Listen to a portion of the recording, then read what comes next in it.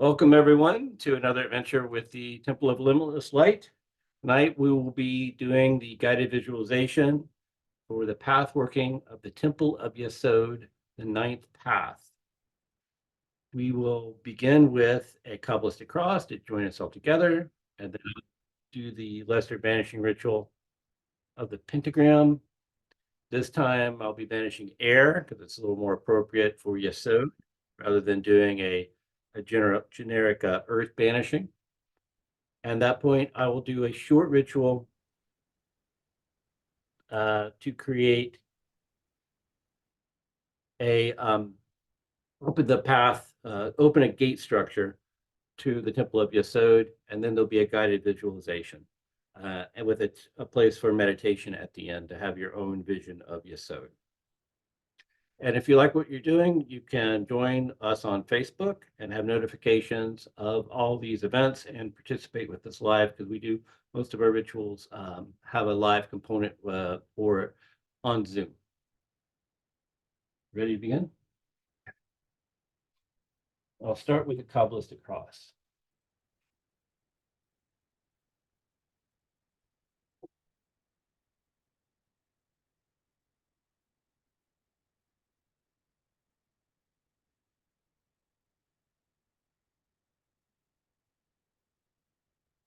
So let's begin with some basic belly breathing. Breathe from our abdomen. Take a few breaths. Banish away the day, all our other concerns. Deep breathing from the bottom of your abdomen. Lower your tension.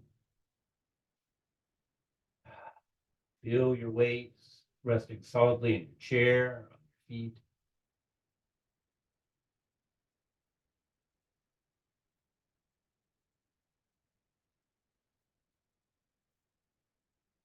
Visualize yourself growing larger and larger. Your head moving up through the atmosphere, past the moon, into the universe, until the earth is but a small ball beneath your feet. Reach above your head and visualize a ball of pure brilliance. Bring that down to your forehead and vibrate.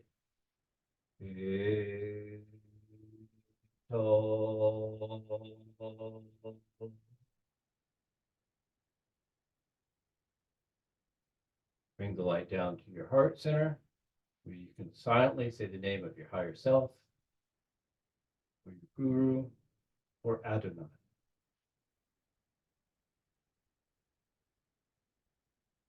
And bring the light down through the center of your being, beneath your feet, to the very fiery core of the planet itself, where you're standing in a column of light, and vibrate. Now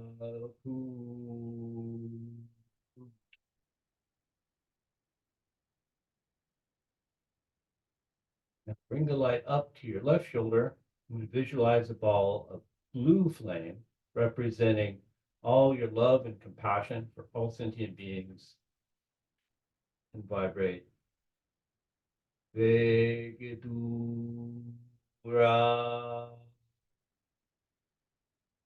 Bring the light across to your right shoulder. Visualize a ball of red flame representing your will, your wisdom. Vegavura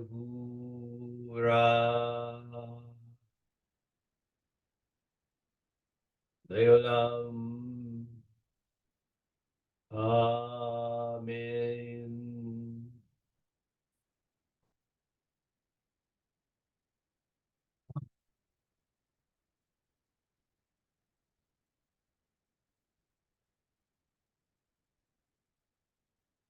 Lesser banishing ritual of pentagram for air.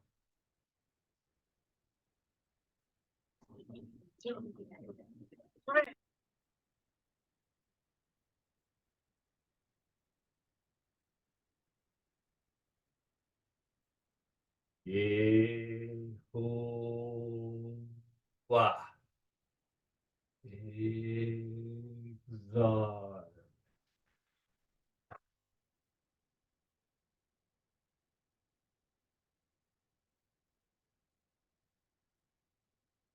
Adonai.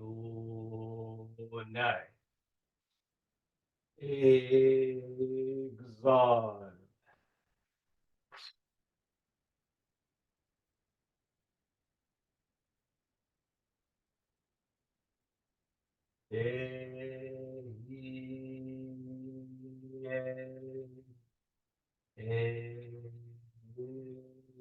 Exalt.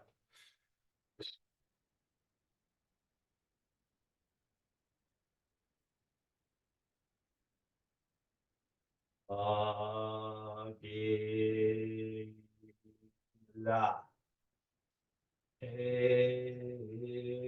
Exalt.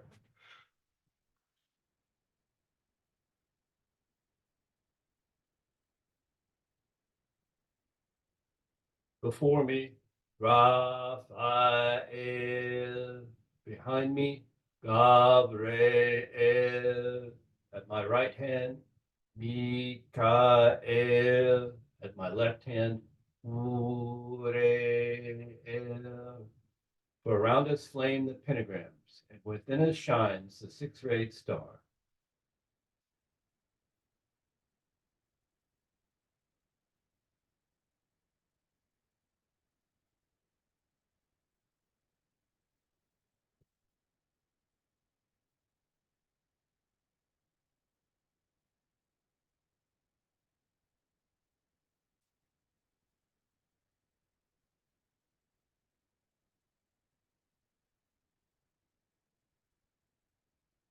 The gateway to Yesod. I summon the spiritual hierarchy of Yesod. Let those forces and intelligence hearken to my call. I stand as the mediator of the Absolute, in the name of the Ao Braxon Protenoia. I summon thee to appear, O Thesmaleon, O Yesod, Kalzoda. Thou art shining high, God of the luminous creation, Edoico. Thou art Gabriel, the archangel of the powers of the vision and dreams. Thou art the cherubim, the archangel, the angelic order of knowledge, of harnessing the etheric powers. Thou art the main sphere of the Luna, which represents the domain of the unconscious. I summon thee, O foundation of reality, O purificator of emanation, O source of the soul.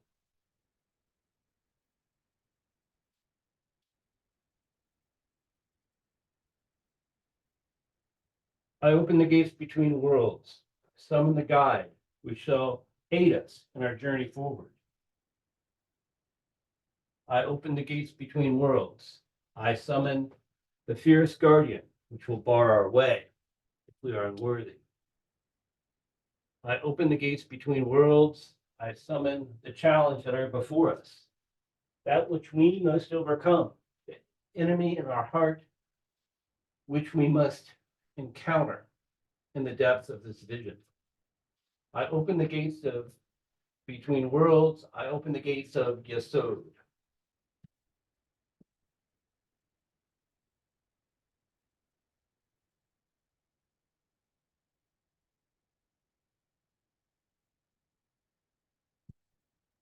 The Enochian crawl of the Qabbalistic paths.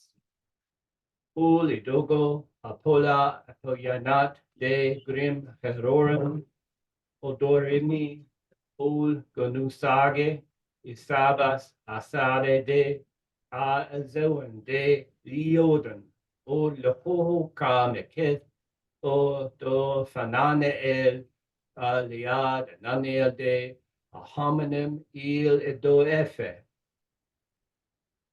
Orizo de meta, alonishi idananael de Yesod, das iel de kakolit I orinzino zoda, asada de ene di prima te a kemia kado das krimesa, itran torzu ad oyexa, de oliprit aioli quinin al elega pragma. Igona sega, das ul ilunda eter itran iona zoda ul. Od il itran uran a sisalat. orefe doyado, o maxi das il zirdo, el ca das sale, oda gonasuga, isibas ac, gaholoris, asada de o a ozin de iadon. Do anal vasimge, de mikazoda apola eonot, iodo o iodofe akale de ias olen. La pime, sabine, hizaga, gosom, rizayim, gohodo gazil, exolipam, thoratham, salatham, basaba, satere, semit, sanihodo, pelitom, nasirim, ginges, latosa. Amen. Behold the manifestation of Yesod. The structure of life and form is herein established, for the ideal and the form join to establish both meaning and the structure of reality. The source of all sentience begins as dreams in the darkness of material formation. In this fashion, the web of awareness spun between the substances which act as its frame. Here, the aether is made manifest, the precursor of material existence, and also the laws and limitations which govern it. The powers of the aether are the great formative forces of the material world. The domain of dreams, where we are exposed during sleep, gives us the endless formation of reality and the perception of divine communication.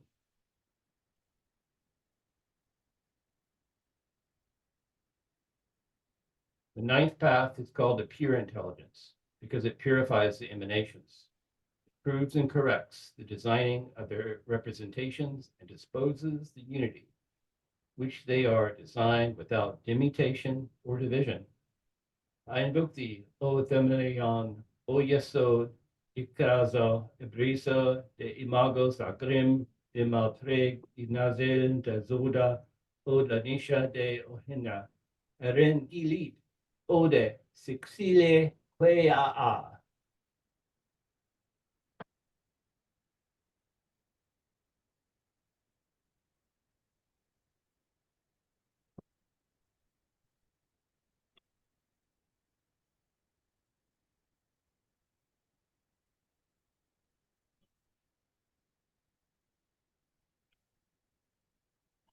In your mind's eye, you see yourself facing the portal of the astral temple of Malkuth. The door is divided into the four colors of citrine, olive, russet, and black, and engraved with a white letter, Mem, the initial letter of Malkuth. You give the projection sign and step through the door into the temple of Malkuth. Once on the other side, you give the sign of silence. The familiar 10-sided chamber surrounds you, the floor of black and white tiles, the vine-covered oak columns, the ceiling of rock crystal, the roaring hearth in the south, the blue eagle mosaic fountain in the west, the silent gray stone in the north, the great brazier of incense in the east, and the central altar, painted in the four Malkuth colors, surmounted by white. Drawing nearer to the flame atop the altar, you intone the names associated with this temple. Adonai.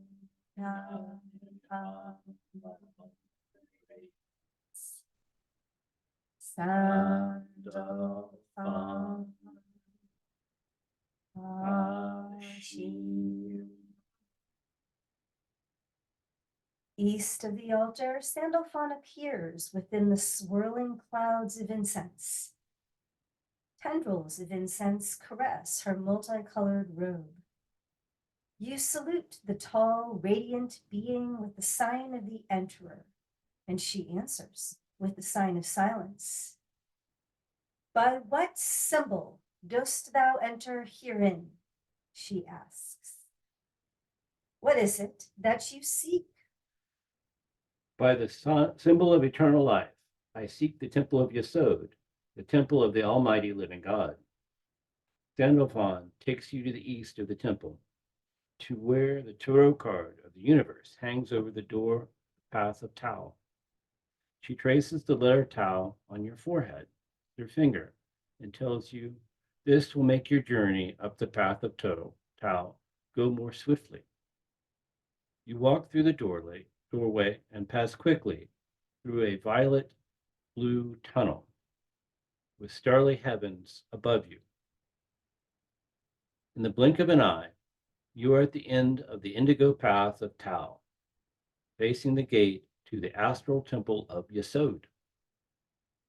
A large violet door is in front of you.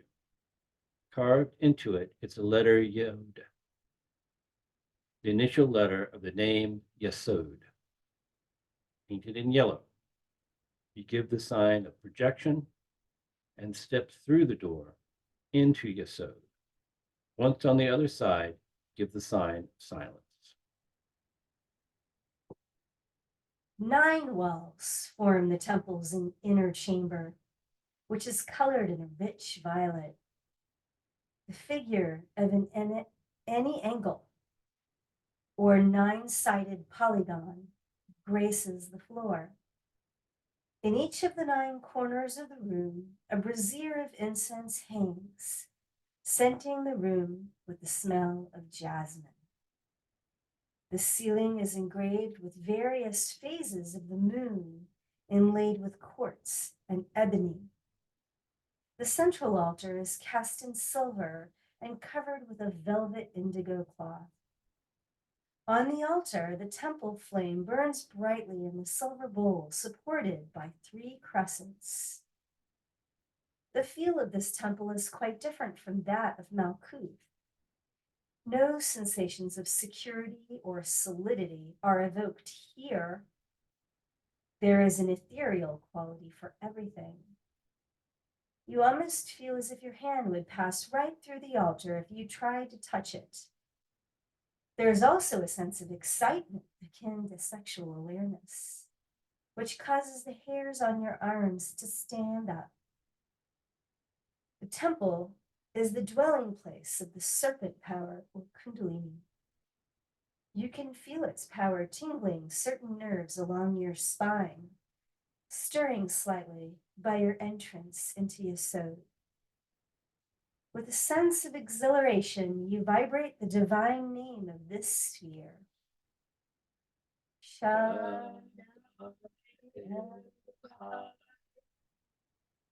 You then call the archangel Gabriel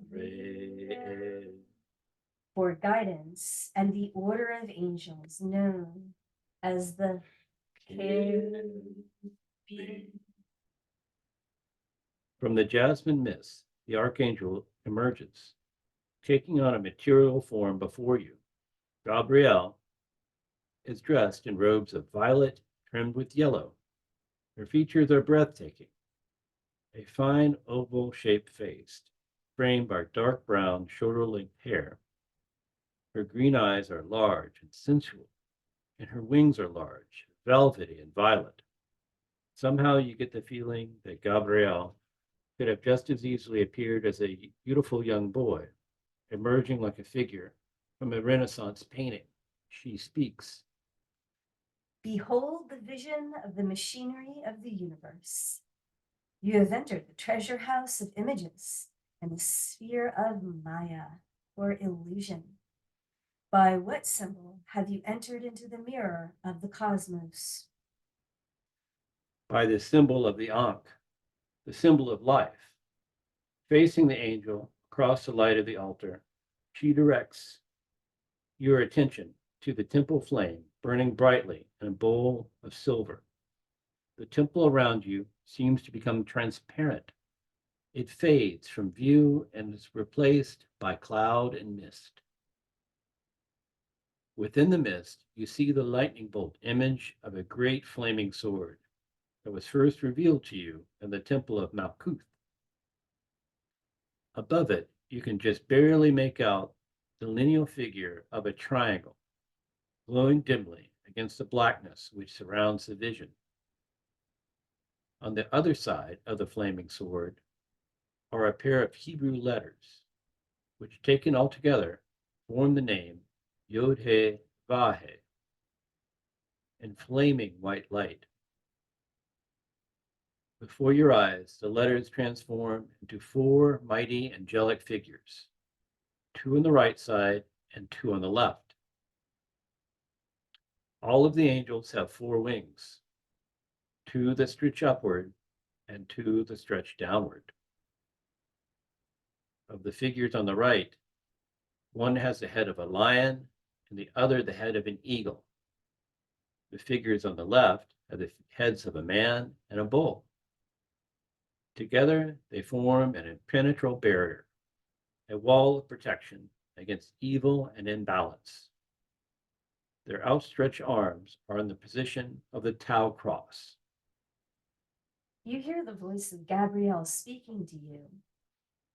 And Tetragrammaton placed cherubim at the east of the Garden of Eden, and a flaming sword which turned every way to keep the path of the tree of life. For he has created nature that humanity, being cast out of Eden, may not fall into the void. He has bound man with the stars as with a chain. He allures him with scattered fragments of the divine body in bird and beast and flower. And he laments over him in the wind and in the sea and in the birds. When the times are ended, he will call the cherubim from the east of the garden, and all shall be consumed and become infinite and holy.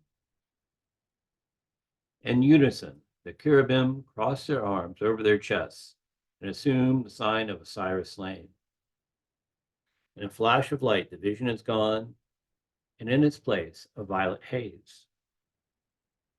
The haze that surrounds you is thick and viscous. You move through it easily, but sluggishly, as if in slow motion. You begin to make out dark forms and shapes. As they draw near, they gradually become clearer before passing you by. You see people from your youth, long deceased. Some smile at you, while the other seems to take no notice at all. You see the houses that you once lived in,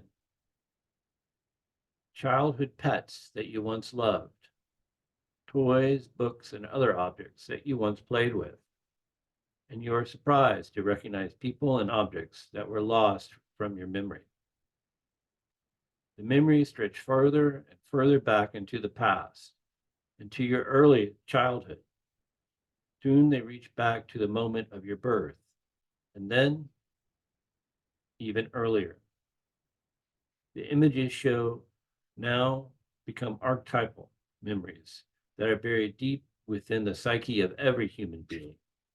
You see great stone megaliths, chariots, long forgotten cities, battles, wooden ships and enormous statues of gods you cannot quite recognize. Gradually, these scenes also fade into the violet veils.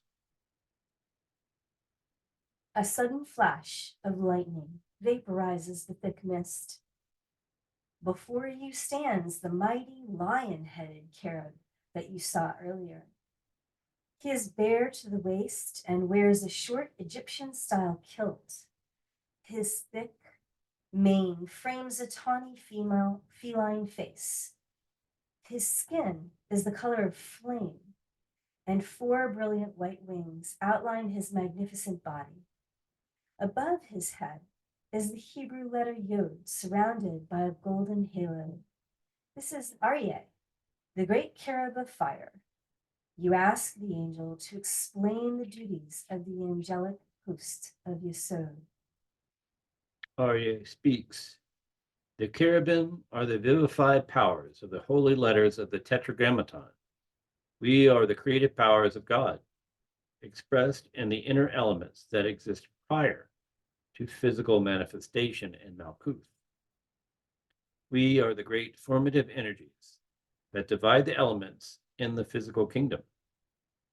The Hebrew letter above his head glows brightly as he continues. The letter Yod is the creative power behind the element of fire.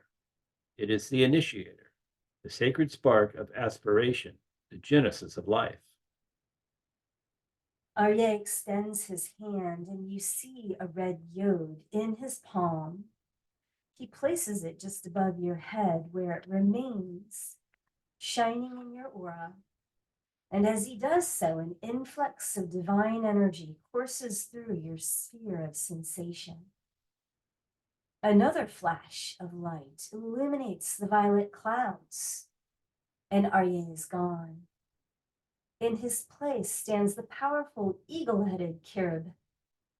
You are not entirely certain if Aryeh has disappeared or if he simply transformed into another cherub. He too has a human body and is bare to the waist. His eyes are fierce and penetrating. His skin is the color of clear blue water, and his forewings are completely extended. He is breathtaking to look at. Above his head is the Hebrew letter He in white brilliance. The great cherub of water, Nesher, stands before you. He speaks. The cherubim are the strong ones of Shaddai El Hai. We serve as guardians of the portals that exist between the worlds. We act as guides, heralds, and agents of equilibrium. The Hebrew letter above his head radiates with light as he continues. The letter He is a formative power behind the element of water. It is the waters of creation, the well of wisdom, and the consciousness of the divine. Nesher extends his hand, and in it is a blue letter He. He places it just above your head where it joins the first letter, Yud. Instantly, you feel a connection with the greater consciousness of the universe. The two letters, Yod and He, turn white in color as they form the god name Yah within your aura. Nesher disappears in a lightning flash. The man-headed cherub stands where Nesher once did. He is entirely human-looking, except for the 4 white wings that grow out of his shoulders. He wears the same short kilt as the others did, and he looks like a Greek god. Over his head is the Hebrew letter Vav, surrounded by a glory of white light. This is Adam, the great cherub of air. He speaks. The cherubim are the living breast of Yahweh. We direct the forces of the Tetragrammaton downward from the invisible realms into the lower world of Malkuth. We operate through the fixed signs of the zodiac. The Hebrew letter above his head shimmers brightly as he continues. The letter Vav is a volatile power behind the element of air. It is the great completion of the triad. Sun, the reconciler, is the great mediator. Adam holds a yellow letter Vav in the palm of his hand. He places it next to the other letters in your aura above your head. Like the 2 previous letters, Vav turns white. As he does so, you have an immediate sensation of mental clarity, as if the pieces of a puzzle that have eluded you for years were suddenly falling into place. A thunderclap announces the arrival of the 4th cherub. The bull-headed figure appears where Adam last stood, emerging like the Cretan minotaur from the violet mists of ancient Greece. He is an exquisite black-skinned figure in a short white kilt, with 4 white wings that are flung back with powerful shoulder muscles. The Hebrew letter He Sophith is positioned above his head. Sure, the great cherub of earth faces you and speaks. The cherubim are the vice-gerents over the astral elements. We are the builders who laid the foundation of the kingdoms. The Hebrew letter crowning his head flares with light as he continues. The letter He, Sophith, is the stabilizing power behind the element of earth. It is the completion of the quaternary, the foundation stone. Jor extends his hand, and in it is a black letter He. He places it above your head next to the other three letters. The divine name Yod He Vah He is completed within your sphere of sensation. As the final letter turns white, at once you feel a rush of energy throughout all levels of your being, from the highest part of your soul to the cells and atoms within your physical body. The cherub of earth slowly fades from your view and returns to the violet clouds. In his place is an image of an equal-armed cross spinning on a central axis. Observing the cross, you hear the voice of Gabriel as he speaks to you. Behold, the synthesis of the cherubim is found in the revolving cross, in the pentagram, and in the idea of one spirit dominating the four elements. The image of the cross begins to dissipate. As it does so, the faint figure of a pentagram hangs briefly in the air and then vanishes. You find yourself in the temple of Yesod again, standing in front of the altar across from Gabriel, whose ethereal beauty puts you instantly at ease. She anoints you with a perfumed oil and gestures to a pair of violet leather sandals on the floor in front of the altar. She instructs you to wear these sandals on every path leading from the sphere of Yesod, that you may always tread on a firm foundation in your astral journeys. You thank Gabriel, leader of the cherubim, and you have a feeling that you'll be working with the angel of Yesod many times in your magical work. You quickly descend from Yesod, following the blue-violet path of Tau, back to the temple of Malkuth. Sandalphon graciously nods her head and fades from view. You turn and face the portal through which you first entered the temple, and giving the projection sign, you step through. Once on the other side, you give the sign of silence.